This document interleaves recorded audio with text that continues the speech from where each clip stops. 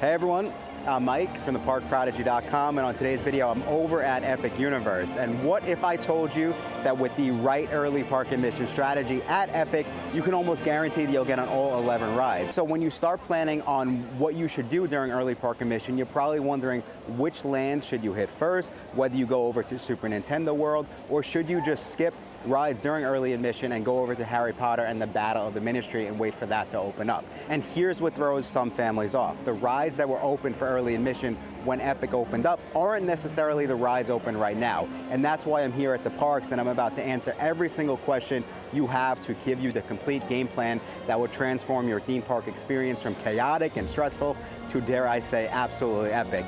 You guys can see there's a bunch of crowds behind me. There's a lot that's going to go into this video, but I'm here firsthand experiencing it for myself. We're going to break down 4 different game plans for early park admission. Let's go get started.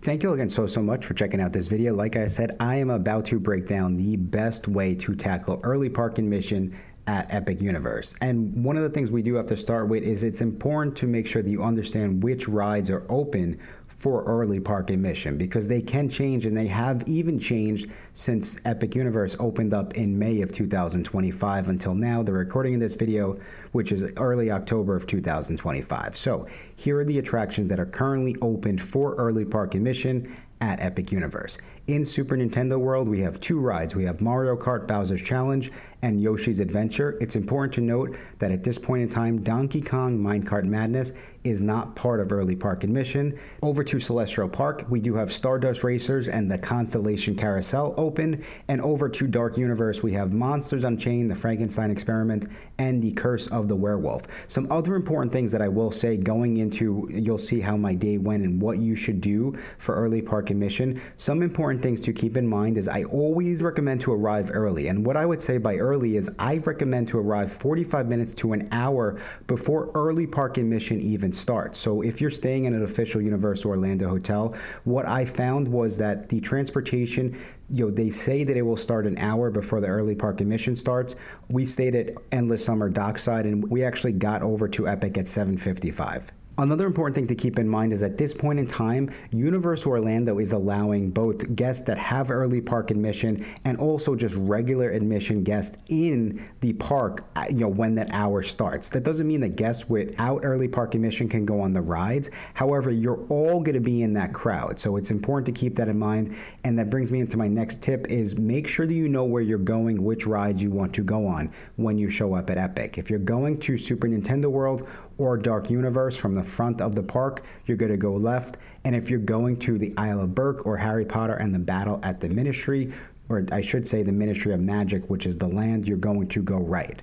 Now what I would say is before you see how our morning pretty much went, they started to let the first group into Epic around 8:15. Then they kind of kept us at the turnstiles. Then they started allowing us to go through the turnstiles around 8:30. And early park admission was starting at 9 o'clock, but they did start to let people kind of go, I would say really right around 8:50, 8:55. Another important tip and trick before you see how our morning went is make sure that you have your room cards, right, or your tickets that are showing early park admission out to let the team members know once you get to the ride or to the land that you want to go on. That's kind of how they're separating who gets to go on the early park admission rides. Now, another important thing is you are going to see there are 2 rides that are not included with early park admission, and that is going to be Donkey Kong Minecart Madness and also Harry Potter and the Battle at the Ministry that Universal might open early, and one of them, Battle at the Ministry, is going to be an important part of this video. It's open to everyone, so there is some downside there, but maybe you can get on a little bit earlier. Be sure to keep watching to see how our morning went. All right, so now that we went over which rides are open during early park admission, at this point in time anyway, let's start to jump in and let's figure out what are your options, which scenarios can you possibly do here for early park admission. I'm over in Donkey Kong Country. This is a section within Super Nintendo World. So this is the first kind of scenario that you can do. You can come to Super Nintendo World and you can go onto Mario Kart Bowser's Challenge and then possibly go onto Yoshi's Adventure. The reason why I say, and this is, I'm starting here at number 4, right, working my way down to the best option, is this is typically going to be the highest crowds during early park admission. If you are not here an hour before early park admission starts, you're probably going to end up waiting in like a 60-minute line for either Mario Kart Bowser's Challenge, or if you don't want to do Mario Kart and you want to do Donkey Kong Minecart Madness, you could see the line's actually not even open yet because this ride, Donkey Kong, is not included for early park admission. So what that means is you have to possibly wait up to an hour until they open up the ride, the line. The other issue, and the reason why I don't like starting your early admission in Super Nintendo World is, like I said, if you don't time it exactly right, you're not going to get a good, wait time for Mario Kart. But this ride is actually down right now because of the rain. So I believe that they probably would have started letting people in a little bit early, but you risk the chance of the ride being down, and then you pretty much just wasted your early admission. And you're gonna see number 2 and 1, they can kind of flip-flop, but it's all dependent on how much risk you want to take. Is the risk worth the reward for another ride that we're going to talk about for our boy Harry Potter? And that's kind of where the game plans come in. There's going to be something for everyone, right, in these plans, but it just depends on what is your risk tolerance. And you'll see, I think if you want a good mix where it's character meet and greets, getting on rides, you might not want to go on Harry Potter, but that's up for you to decide. But that's what's going on here in Super Nintendo World. Let's go check out what's going on in the rest of early park admission. All right, so I just walked up to Mario Kart Bowser's Challenge. So it's 9:10. Early park admission just started 10 minutes ago, and we're already at a 45-minute wait. And so like I said, as you can see, in the next 10 minutes, 5 minutes, that could jump from 45 up to 60. It's still a 45. I feel like a news reporter right now. But it's still a 45 minutes. It's probably going to go up to 60 minutes. Long story short, this is your scenario. You could come here, like I said. You can go and just wait for Donkey Kong to open up. You're risking it. Or you come here, and if you don't time it right, like I said, you're probably waiting 45 to 60 minutes. By the time you get off this ride, Mario Kart, you could go over to Yoshi's, which will probably be about a 10 to 15 minute wait. It's a 10-minute wait right now. Average, it goes up to around 15, 20. The problem I have with this scenario is by the time you really get off of Yoshi's, you're probably going to be, an hour and a half into your day, maybe an hour and 45 minutes when you go through the rides and stuff like that, right? There's other park plans, other strategies to start your morning where I think you're sort of guaranteed to get 2 in and then go hit something before regular park hours even open up. So you there's a little advantage of that. And there's one big one, right, that has to do with a character meet and greet of Toothless that I think just gives you an advantage because you're over in Isle of Berk. Realistically, you should be over there by the time the park opens up for regular park guests, which is a huge advantage compared to being here in Super Nintendo World. All right, so we're in Dark Universe. Your other option is to come straight to Curse of the Werewolf. Now it's around 9:15, 9:20. The wait time right now is about 25 minutes. But my opinion on this park plan, this is, like I said, the perfect balance of rides and getting character meet and greets that have long waits out of the way as early as possible. What I would do here is I would come straight to Curse of the Werewolf, just try to get this ride out of the way as quickly as you can. Then you want to go over to Monsters Unchained, and you're going to go on that ride right after you get off this one. So the hope here, right, is that you can get both of these rides done within the first 45 minutes. I really believe if you walk straight to Curse of the Werewolf, you should really get right on that ride. And then you go straight to Monsters Unchained. Monsters Unchained, because of the pre-show, I do feel like will eat up some time. But again, I'm really hoping that you can get on and off both rides within 45 minutes. And then next, you are going to go straight to Isle of Burke, and we are going to try to do the Toothless meet and greet. And the reason why you're trying to do that is Toothless later in the day typically has like an 85 to 90 minute wait. And so this is where you can see you kind of need to like outweigh the pros and the cons, right? And it depends on what's most important for you and your family, because if rides are the most important, then a 90-minute wait for a character meet and greet is not a big deal. Yes, then you want to maybe go and you risk it on Harry Potter and the Battle at the Ministry, because that ride will have a 2-hour wait later in the day. But you could see here, if you're gaming the system to try to get the 2-hour ride out of the way, but you're still going to end up waiting on an 1.5-hour line for a character meet and greet, there's no right or wrong answer. I would say balanced, you get 2 rides out of the way, you go, you get the character meet and greet out of the way, and hopefully you have 3 major things out of the way within the first 1.5 hours. Okay, so another important thing for me to note is before I jump into kind of how I would prioritize, how good each morning itinerary would be, there is a little hack here. If you're just watching this video and you don't have early park admission just yet, you're not sure if you're going to have it, there is an option right now for you that could work, and it could work on what is really the most popular ride here at Epic. So stick around to see what that is.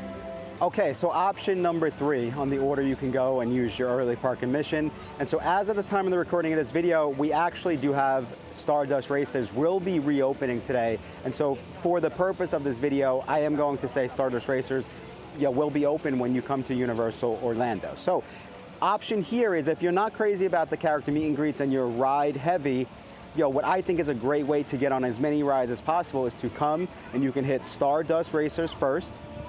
Then you'll go over to Dark Universe and you can do the Curse of the Werewolf and then Monsters Unchained. I would do it in that order. And the game plan here is to try to get you onto 3 rides, I would say, within the first 1.5 hours. Now, what I will say is me and my wife split up today. I was pretty much running over to Super Nintendo World and to Dark Universe.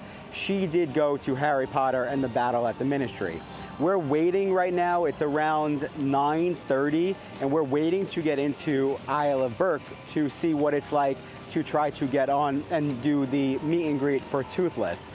Once we do that, I will fill you guys in on what is number 2 and what is number 1. It's really close though. I actually think it might be a tie. I don't know if I could actually say one is better than the other. Again, it all depends on your family. What's most important for you at home watching this video? I'm really just trying to help you decide what should your game plan be, and that's why I'm in the parks, figuring it out, kind of filling you in at home. We're gonna figure out what's going on with Isle of Burke and the Toothless meet and greet. They're saying that they're gonna let us in at 10 o'clock, and I actually think this is the one thing going on right now that is a hard 10 o'clock opening, so we'll fill you in a little bit. Okay, so we made it over to the Isle of Burke, and so for this plan, like I said, it was a balanced plan. So once you get done with Dark Universe, you come over to the Isle of Burke, and we have you going into the Toothless meet and greet. Now, what I would say is it's around 10 o'clock right now. Technically, this is when this land would open up. They let guests in a little bit early, around 9:48. Now, there was an initial rush, and what I would say is at 9:48, the line was probably around 30 minutes long. I got a little worried. So I was like, oh, wait a second. If it's already 30 minutes, is there really a savings here? But what I would say is once the initial rush is over, you can see it's pretty much dead and empty. So we're gonna hang for a couple minutes. I think this is gonna be a consistent 30-minute wait at this point. And I would still say that this is a good game plan, because what I like about this is once you're here in the Isle of Burke, you could pretty much go and start to hit the rides here in Burke and get them out of the way while everyone is either still in Super Nintendo World or in Dark Universe or still at the Ministry. So this is my plan. Is it as good as the next one that I'm about to break down? It's really for you to decide. I would say the thing that I don't like about the Battle at the Ministry plan is I can't guarantee it. It's technically not even supposed to be open for early park admission. So if they don't open it up, you're waiting that hour, and it's an hour that you potentially could have been doing stuff like this and on rides. But if they continue to let people in for Battle at the Ministry when they let my wife in, then I think the pros outweigh the cons, and that's a risk that you might see worth it. All right, guys, so we're leaving Isle of Burke. So what I would say here is we were doing a walk around to see what the wait times were like, what, just in general, what it looked like right after the park opened up. and Hiccup Swing Gliders actually was down also. So I think if you're doing your research, if you're in online communities, you probably already know that there has been some inconsistency with the rides. And I think that's just part of what goes into a day at Epic right now is there's a lot of mixed reviews. Some people have the perfect day. Others can come here like we're here this morning and Donkey Kong was down earlier. It's open now. It's around the 60-minute wait. Hiccups is down right now. And they straight up said, they're like, it's going to be a while. So you have to just bring your patience. You have to kind of just have, if you're watching this video, you're doing the right thing. You're prepared. You have your research. Just have backup plans. Like really have a plan to get the most out of it if things start to go a little bit sideways and rides are down. All right, so I'm back over at Dark Universe. Before I jump into number one on what could potentially be the best scenario for early park admission, what I would say too is when you get out of Dark Universe, if you're coming here to go on the main two rides here, if it's around 9:45, 10 o'clock, you could just go over to Harry Potter and do Battle at the Ministry. Around 9:45, it was a 60-minute wait. Right now it's a little after 10 and it's around the 75-minute wait. So again, I don't think that's terrible. If you don't want to do, let's say, character meet and greets and you're not going to do, meet Toothless, I don't think that's a bad scenario. Or you could do my other plan, which was just do it in reverse and go to Stardust, Racers next, and you probably get on that relatively quickly. All right, so another option you have for early park admission is you can just come to Dot Steakhouse and come and grab a bite to eat at 10 o'clock in the morning and maybe a Bloody Mary or two. All right, so over to what I now am going to say I think is the best scenario for early park admission. But why I didn't do this originally is there are a lot of caveats at the end that I will explain. So my wife, like I said, we split up. She came here to Harry Potter and the Ministry of Magic. So the main ride here is Harry Potter and the Battle at the Ministry. This ride is not included for early park admission. However, I knew this coming in. I read online that they do start letting guests in early. Now, I didn't know exactly how early, and from all my other videos in the past, I don't typically like giving tips that I can't guarantee. However, like I said, I think there's risk here, but the reward does pay off if it works in your favor. So I'm going to break it down. We got here extremely early. We were at early park admission at 8 a.m. Again, early park admission doesn't start until 9 a.m. We got here an hour before early park admission even started. You need to get here extremely early for this to work. The next thing is we were some of the first guests into this park, and so we waited. They started letting guests into the different areas, I would say, right around 8:45, 8:50. Just for some reason this morning, they let guests into the Ministry of Magic area at that time. My wife was able to go and get on this ride by 9:15.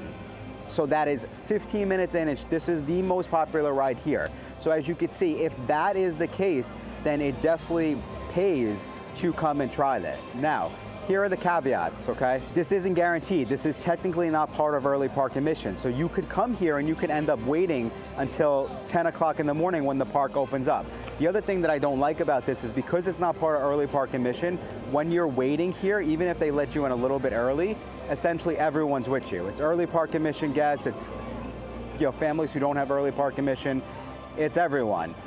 The thing that I would say too to keep an eye out for is it's October 4th, 2025 as I'm recording this video. I'm gonna move because I'm getting rained on a little bit. It's October 4th, 2025 at the time of the recording of this video. And in 2026, Universal may or may not open up annual passes to everyone, meaning if I buy an annual pass, it could potentially include Epic Universe. Now, if it does, I think that completely changes how quick you could possibly get on this ride, because right now, you have to buy a one-day ticket. If you're a Florida resident or if you have an annual pass, you have to buy a one-day ticket to come to Epic. It's $200. I think that's definitely deterring a lot of people. And because of that, I don't think the crowds that early in the morning are going to be that bad. If that changes in 2026, this could be completely out the window. The last one I gave, I feel like, is a consistent, confident, you should get 3 major things out of the way as early as possible. But this is number one, like I said, you can come to Harry Potter, Battle at the Ministry. Even if you get off of it, let's say around 9:30, 9:45, I still think it pays, but it's a risk. If you can get here though, and you follow the tip where you get here an hour before and you get off and on this ride by 9:15, I would then go and either hit Stardust Racers or go over to Dark Universe and get those two rides out of the way. What I would say too is, as you can see, things are going wrong even in our day. If you get here and you're trying to go on Harry Potter and things go wrong, your fallback is always Dark Universe. I think those rides are consistent. I can confidently say at least you'll get off of two rides. We're getting distracted because Stardust Racers is starting to go off. But that's your fallback for anything. If you go to any of the rides and they're down, I would just go to Dark Universe because I feel you'll consistently get two rides out of the way during your early admission, and that's kind of what my main point is here. I'm trying to give you tips to use and try to get the most out of your day, but when it comes down to it, your early park admission, you're trying to get stuff done. You don't want to show up and end up waiting an hour for a ride that's not open and then it just doesn't open. It kind of sucks, but the risk might outweigh the cons. That's for you to decide. Okay, so that is it, everyone. In conclusion, there are 4 options you have, in my opinion, for tackling early park admission to get the most out of your morning. In at number 4, we have you going over to Super Nintendo World, and you can start and go on either Mario Kart Bowser's Challenge. Make sure you get there early, or you can hope that maybe Universal, and you can line up and see if they open up Minecart Madness, or you could just wait the hour and go on Minecart Madness. After that, you're probably better off just going straight to Yoshi's. Another option, the next option would be to head straight to Stardust Racers, then go over to Dark Universe and do Curse of the Werewolf and then Monsters Unchained. I would do it in that order. Or in at number 2, we have going straight to Curse of the Werewolf and then hitting Monsters Unchained in Dark Universe. And again, this is my balanced park plan where you're going then over to Isle of Berk to try to hit that Toothless meet and greet, below 30 minutes if you can. Or what I would say here too that I didn't have a chance to say in our video is at that point in time, if you are still ride heavy and you want to try to get Battle at the Ministry out of the way, I still saw the wait time for Battle at the Ministry around 60 to 70 minutes at 10 a.m., which is again right when the park is opening up for regular guests. And I think it's a really good wait time at that point. I still think there's a lot of value there. And like I said, even if you're waiting 60 minutes, you're still getting 3 major rides out of the way within the first 2 hours, which is a slam dunk. And then of course, in at number 1, my surprising risk to reward, if Universal does have the Battle at the Ministry open, if you're open to possibly risk it to see if they will allow you to get on the ride early, you can go to Battle at the Ministry, and then after that you're pretty much playing with house money. You can go hit Stardust Racers and then head to Dark Universe and do Curse of the Werewolf and Monsters Unchained.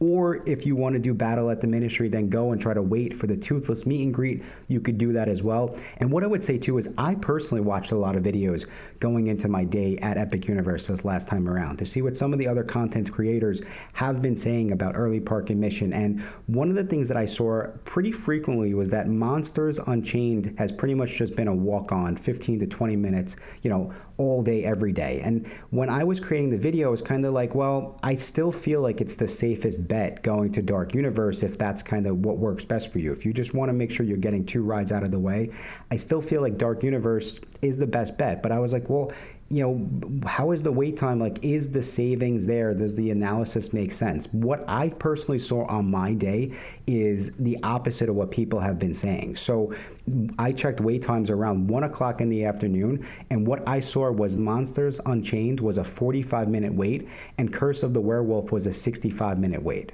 And so what does that mean? That means, well, if you went to Battle at the Ministry, right, and you essentially then had to go back and wait on Monster, then Curse of the Werewolf later in the day, that's a 105-minute wait, right? So here's where the kind of analysis comes in, where what are you better off doing? And if it was a day like this, it's kind of a wash, because Battle at the Ministry was actually a consistent 120-minute wait the entire day. So what does that mean? That means, well, if you did Monsters Unchained and Curse of the Werewolf first, then you ended up waiting at Battle at the Ministry later, it wasn't too much more. So, it kind of, like I said, it was a wash, which I thought was very interesting. At the same point, at 1 o'clock in the afternoon, Mario Kart Bowser's Challenge was a 115-minute wait. Hiccup Swing Gliders was a 100-minute wait. Yoshi's Adventure was a 55-minute wait. And then the Toothless Meet and Greet, like I said, has been around 90 minutes consistently. The Battle at the Ministry, consistent 120. You can plan around that. And that's why I think, when you kind of are creating your plan, again, I can see the value in trying to just get Battle out of the way first. But if you go with the safer bet and you do Dark Universe and maybe Stardust or Toothless, I still feel like you can hit Battle at the Ministry in the middle of the day, and then you come back and you hit Super Nintendo World at night, and I think you have a really solid plan, and you'll get on all of the rides. But that is it, everyone. That's essentially how I would tackle early park admission at Epic Universe. I actually do have a video coming out with a full itinerary, 4 itineraries actually, to get you through every single ride at Epic Universe. So if you have not already done so, just be sure to subscribe to our channel, as I will have that video and a lot more Universal Orlando planning videos coming out in the coming weeks. And of course, as a thank you for sticking around all the way till the end of this video, I do have a special promo code you can go use on our website, theparkprodigy.com, to save an extra $50 off your next Universal Orlando vacation package. And that promo code is going to be MAGIC50. But I think that's all the time we have for today. Thank you all again so much for checking out this video. And until next time, I will talk to you soon.